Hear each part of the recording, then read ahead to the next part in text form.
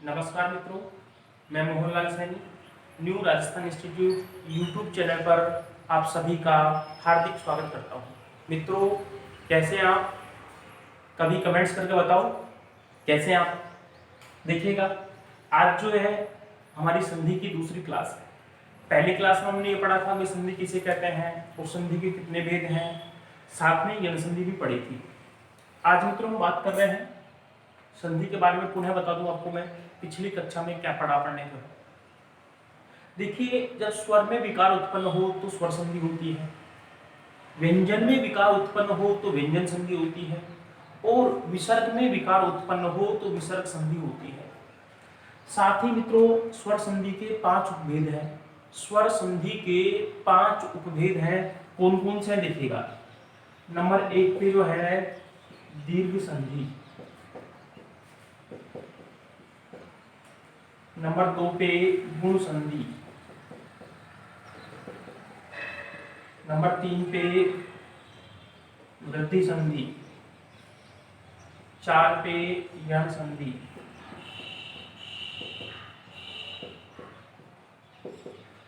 और 5 पे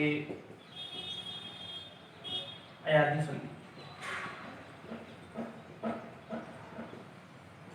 अब देखिए मित्रों, अब जब वर्णमाला आपने पढ़ी होगी तो दीर्घ स्वर देखे होंगे। दीर्घ स्वरों की मैं बात करता हूँ। मान लीजिए यहाँ पे जो है आ, ई और ओ, इनमें दीर्घ स्वर संधि होती है। गुण स्वर देखेंगे आपने ए ओ, इनमें गुण संधि होती है। वृद्धि स्वर देखेंगे आपने आई और औ, इनमें आपकी वृद्धि संधि होती है। तो स्वरों के हिसाब से अपने को देखना है। अगर मान लीजिए किसी भी शब्द में आपको आ ई उ की मात्रा मिलती है, मूलतः पहले और अंतिम वर्ण को छोड़ करके है। कभी कभार पहले वर्ण में मिल सकती है जब से उपसर्ग हो। तो बातचीत करते हैं। आज का जो हमारा विषय है वो है मित्रों दीर्घ संधि। हम पढ़ेंगे दीर्घ संधि।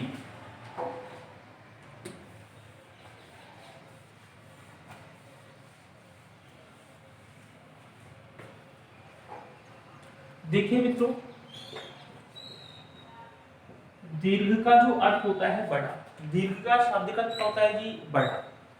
दीर्घ में क्या होता है देखिएगा, मैं सीधे आपको पहचान पे चलता हूँ। यहाँ तो मैं आपको संधि की पहचान बता रहा हूँ। किसकी जी? संधि की। और यहाँ किसकी बता रहा हूँ जी? विच्छेद की। संधि यानी मिला हुआ रूप जो है, मिला हुआ रूप, और ये विच्छेद यानी अलग अलग जो है। सबसे पहले हम बात करते हैं, अगर मान लीजिएगा प्रथम वर्ण व अंतिम वर्ण, प्रथम वर्ण व अंतिम वर्ण को छोड़कर आ ई उ की मात्रा, अगर किसी भी शब्द में आपको पहले वर्ण को छोड़ देते हैं और अंतिम वर्ण को छोड़ देते हैं, बीच में आ ई उ की मात्रा मिलती है, तो हम ये सोचने के लिए तत्पर हो जाएंगे कि इसमें दीर्घ संधि है। दीर्घ संधि है। प्रथम वर्ण में भी आ की मात्रा हो सकती है। कब? जब सह उपसर्ग हो। सह उपसर्ग हो। क्या हो जी? सह उपसर्ग हो। तो पहले वर्ण में भी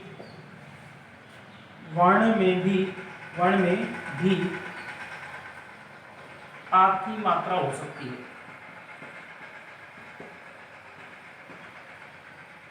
तो भी दीर्घ संधि। अगर मान लीजिए किसी शब्द में से उपसर्ग है तो पहले ही वर्ण में आ की मात्रा है, तो भी वहां दीर्घ संधि होगी। कौन सी संधि होगी जी? दीर्घ संधि। एक उदाहरण देखिए मित्रों, ये दिख रहा होगा आपको सावधान, दिख रहा है जी सावधान। अब मित्रों समझने की प्रयास करना। यहाँ पे मैंने कहा है कि किसी भी शब्द के प्रथम वर्ण में अंतिम वर्ण को छोड़ करके बीच में आ ई उ की मात्रा अगर होती है तो दीर्घ संधि होगी। लेकिन नीचे फिर ये कहा अगर सह उपसर्ग हो तो ये मात्रा पहले वर्ण में हो सकती है। सह उपसर्ग हो तो ए की आ की जो मात्रा है पहले वर्ण में भी हो सकती है। कौन से वर्ण में जी? पहले वर्ण में। अब देखो सावधान में पहले वर्ण में आ की मात्रा आ गई, लेकिन फिर भी यहाँ पे दीर्घ संधि है। आपने कई बार पढ़ा होगा, मान लीजिएगा उदाहरण सदी। उदाहरण है सही, लेकिन गुण संधि बन जाता है मान लीजिएगा जो है, जैसे सावधान है तो सावधान में जो बनता है स उपसर्ग आ जाता है स प्लस में अवधान, स प्लस में अवधान, तो क्या बन जाएगा जी ये सावधान। ए और एम मिलके क्या बन जाएगा जी ये आ। इधर बढ़ते हैं मित्रों विच्छेद में। विच्छेद में क्या देखना है, सजातीय स्वर होंगे। किनका मेल हुआ यहाँ पे, सजातीय स्वर। सजातीय से मेरा तात्पर्य क्या है, ए आ के साथ में ए या आ होंगे, ए आ धन ए आ, तो जोड़ने पे क्या बन जाएगा जी आ। ऐसे ही ई धन ई, जोड़ने पर दीर्घ ई, ऊ धन ऊ, जोड़ने पर दीर्घ। समझने का प्रयास करें मित्रों, जब सजातीय स्वरों का मेल हो तो दीर्घ संधि होती है। ए आ के साथ में ए आ होंगे तो आ बनेगा जोड़ने पर, चाहे ए को और आ को जोड़ेंगे तो भी आ बनेगा, आ और आ को जोड़ेंगे तो भी आ बनेगा। यानी आपको विच्छेद में ये देखना है कि भाई यहाँ प्रथम शब्द के अंतिम वर्ण की ध्वनि जो होगी या तो ए होनी चाहिए या आ होनी चाहिए। इधर भी क्या होनी चाहिए, दूसरे वर्ण की पहली ध्वनि ए या आ। ऐसे ही पहले वर्ण की अंतिम ध्वनि ई है तो दूसरे शब्द की पहली ध्वनि भी ई होनी चाहिए। जब सजातीय स्वरों का मेल हो तो दीर्घ संधि होती है।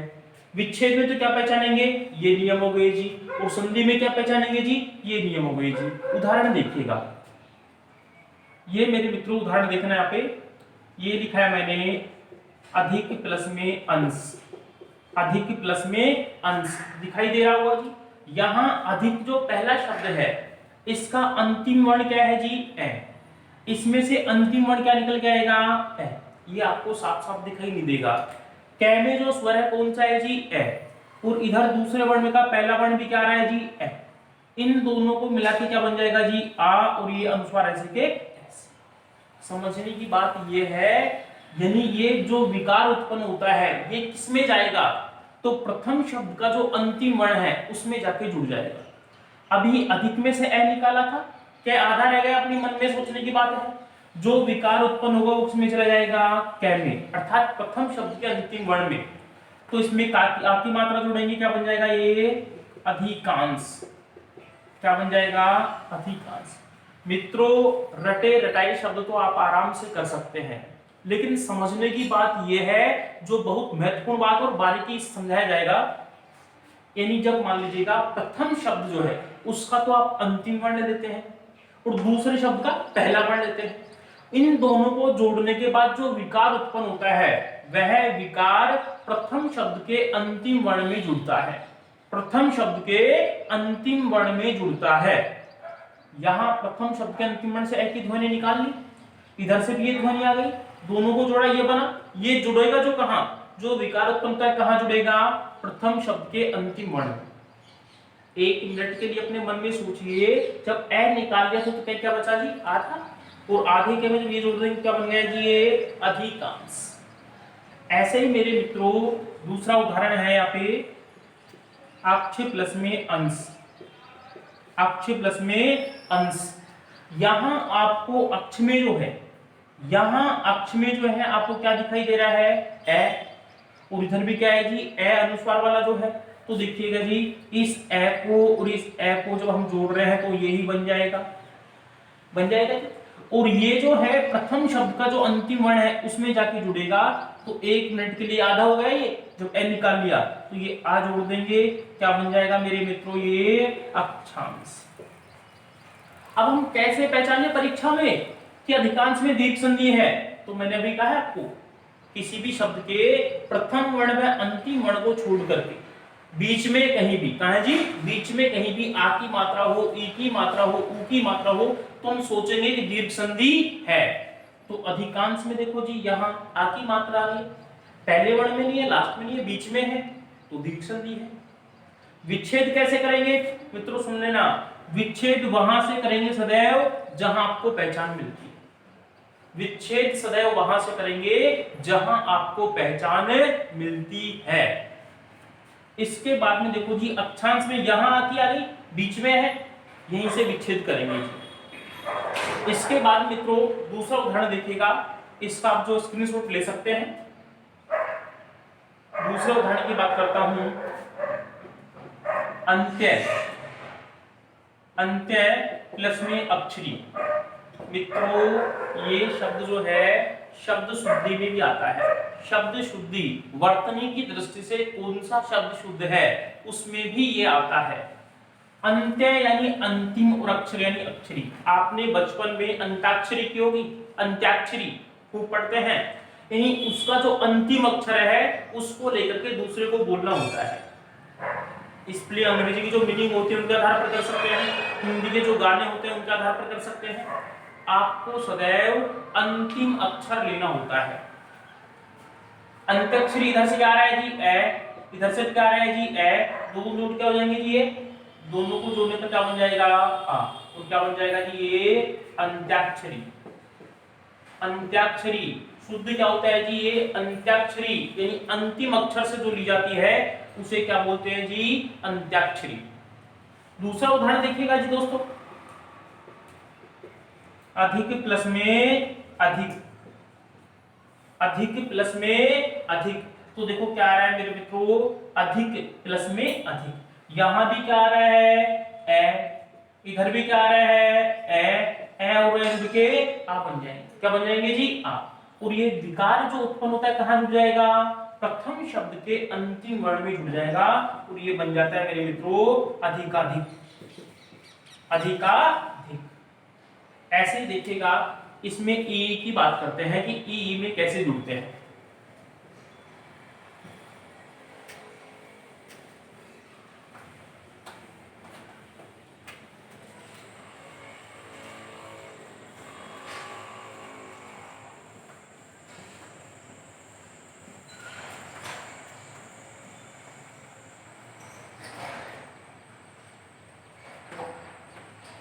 देखिए मेरे मित्रों, फणी प्लस में ईश्वर। फणी प्लस में ईश्वर। फणी बोलते हैं सांप को, फणी बोलते हैं सांप को। और यहां क्या आ रहा है जी ई, और यहां भी क्या आ रहा है जी ई, दोनों जुड़ के क्या बनेगा जी ई। और ये जाएगा प्रथम शब्द के अंतिम वर्ण में, तो क्या बन जाएगा ये फणीश्वर, फणीश्वरी, फणीश्वरी। अगर मान लीजिएगा ईश्वरी ना लेकर के हम फणी प्लस में ईश्वर लेते हैं तो क्या बन जाएगा ये फणीश्वर, फणीश्वर। ध्यान रहेगा मित्रों, यहां फणी में ई की मात्रा है, ईश्वर में भी ई की मात्रा है, दोनों को जोड़ेंगे ई और ई जुड़ के दीर्घी हो जाता है और ये बन गया फणीश्वर और ये बन गया फणीश्वरी। ऐसे ही मान लीजिए मैं बात करता हूं दूसरा उदाहरण, नदी प्लस में ईश्वर।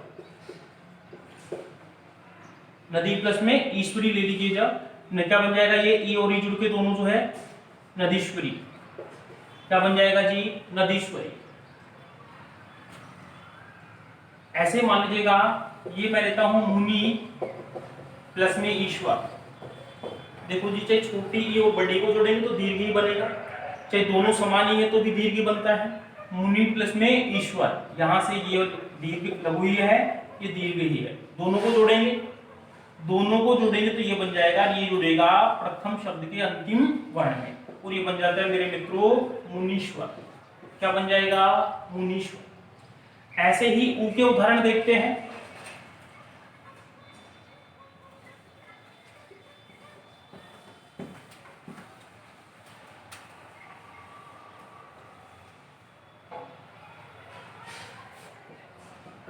भानु प्लस में उदय, भानु प्लस में उदय। गुरु प्लस में उपदेश। इसके बाद में वधु प्लस में उत्सव, वधु प्लस में उत्सव। सरयू प्लस में ऊर्मी, सरयू प्लस में ऊर्मी। और बात करते हैं मित्रों, यहां पे जो है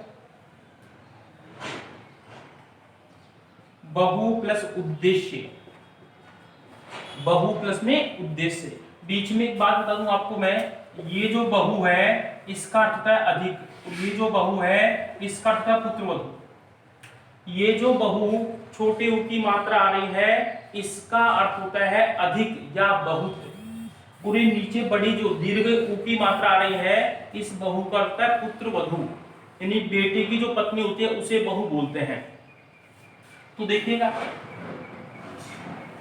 यहां हम बात करते हैं उ की मात्रा बड़ी वाली है, ई छोटी वाली है, दोनों जुड़ करके क्या हो जाएंगे जी, यहाँ पे बड़ी हो जाती है। भानुदय, भानुदय, भानु बोलते हैं सूर्य को, भानु किसका पे चाहिए जी, ये सूर्य का, और उदय यानी उदय होना जो है, सूर्य का उदय होना क्या बोलेगा जी, भानुदय। दोस्तों गुरु में छोटी उ की मात्रा आती है, पढ़ाने वाला जो गुरु होता है उसमें, और उपदेश में उ आ रहा है, तो दोनों उ जुड़ के क्या बन जाएगा, ये यहाँ बड़ा हो जाएगा गुरुपदेश। गुरुपदेश, छोटा उ और छोटा उ बन के क्या होगा जी, ये बड़ा उ। ध्यान रखना पढ़ाने वाले गुरु में छोटी मात्रा आती है, और आपने कभी छंद पढ़े हो तो छंद में लघु, और लघु का विलोम होता है गुरु, जिसका अर्थ है बड़ा, उसमें कौन सी मात्रा आती है जी, बड़ी मात्रा आती है। सुनिएगा, ये जो गुरु है हमारे को किसी भी प्रकार का ज्ञान देता है वो वाला गुरु है, और ये जो गुरु है इसका अर्थ बड़ा होता है, इसका अर्थ क्या होता है जी, बड़ा, और ये किसी भी प्रकार का जो ज्ञान देने वाला होता है क्या होता है जी, ये गुरु होता है, ध्यान रखना। तो गुरु प्लस में उपदेश, यहां दोनों उ जुड़ने के बाद में दीर्घ हो जाता है। ऐसे ही वधूत्सव का क्या हो जाएगा जी, वधूत्सव, दोनों उ जुड़ के दीर्घ हो जाता है। सरयूरमी, सरयूरमी ये हो जाता है, और बहुउद्देश्य का, बहुउद्देश्य मित्रों ये हो जाता है। एक देखिएगा अलंकार जब आता था आपने पढ़ा होगा, एक उदाहरण और है, हेतु प्लस में उत्प्रेक्षा, हेतु प्लस में उत्प्रेक्षा, हेतु में उ की मात्रा है, उत्प्रेक्षा में भी उ की मात्रा है, जब दोनों को जोड़ देंगे तो क्या हो जाएगा मित्रों, ये दीर्घ हो जाता है। क्या हो जाता है जी, दीर्घ उ, यानी इधर से भी उ आ गया, ये वाला इधर से भी ये आ गया, दोनों को जोड़ेंगे तो ये वाला बन गया। जब ये वाला बन गया तो प्रथम शब्द के अंतिम वर्ण भी जोड़ देंगे, तो जोड़ने पर क्या बन जाएगा, ये हेतुत्प्रेक्षा। अब मित्रों आप सोचे गुरुजी विच्छेद कैसे करेंगे सर विच्छेद इनका कैसे करें, तो विच्छेद सदैव वहां से करना है जहां इनकी पहचान मिलती है। इसकी पहचान यहां से मिली है तो यहां से तोड़ दीजिएगा, इसकी पहचान यहां से मिली है, इसकी यहां से मिली है, इसकी यहां से, इसकी यहां से, और ये यहां से, तो जहां आपको पहचान मिले वहीं से अपने क्या करना है जी, विच्छेद करना है। तो मित्रों ये थी हमारी दीर्घ संधि। कौन सी जी, दीर्घ संधि। आप सभी को अगर वीडियो अच्छा लगे तो लाइक करें, और अच्छा ना लगे तो डिसलाइक भी करें, ताकि मेरे को पता चले, और अपने दोस्तों के साथ में ज्यादा से ज्यादा शेयर करें। चैनल को जिन भी साथियों ने सब्सक्राइब नहीं किया है वो चैनल को सब्सक्राइब भी करें।